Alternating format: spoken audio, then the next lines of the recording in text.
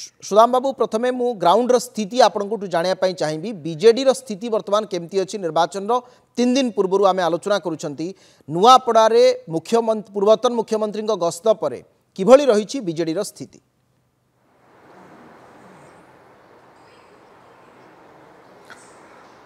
देखंतु आपण को मु कहवाक चाहे आ 2 दिन पर नुआपड़े उपनिर्वाचन होगा जाऊँगी। नुआपड़ावासी 11 तारिख दिन तांकर मत प्रकाश करेंगे। आज जहाँ ये देखा देछि परिस्थिति जहाँ से दिन माननीय विरोधी दल नेता आमर नवीन पट्टनायक महोदय आसते 3 तारिख दिन कमना को जनसेवा होता एवं से अभूतपूर्व जनसमर्थन थिला एवं गतकाली पुणी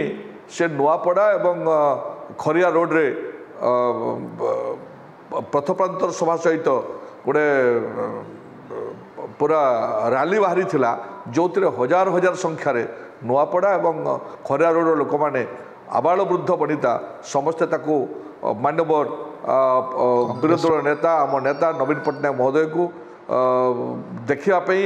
बहु संख्यार लोक उपस्थित थे। परवर्त मुहूर्त में आपणकर नुआपड़े गोटे ब्लॉक रे समावेश होता जो समावेश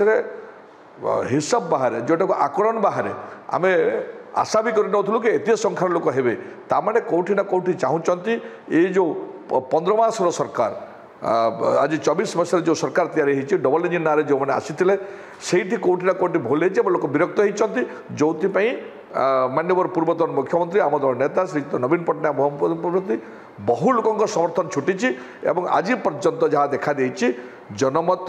नवीन बाबू सपक्ष जनमत श्रीरांगिनी छुरिया सपक्ष जनमत बीजेडी सपक्ष जेहेतु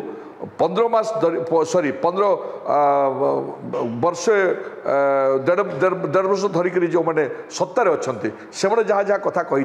कौटी चाषी कथा कही कौटी युवक मान निजुक्ति कथा कही कौटी माँ मान सुभद्रा ना जहाँ नवीन बाबू सरकार दौले ताठू अधिका देवा कथा कही कौटी चिट फंड फेरई देवा कथा कहते ये सब कथा कौटी ना कौटी पानी गार सदृश हो रिसेंट जो धान फसल जो समय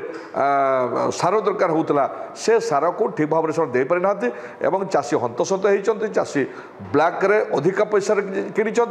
एवं ये सबू लोकों भितर गुंजन सृष्टि करुच्ची तेणु लोक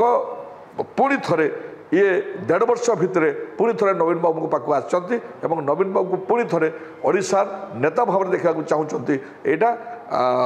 एटिकार जनसाधारण निष्पत्ति नहीं सारी।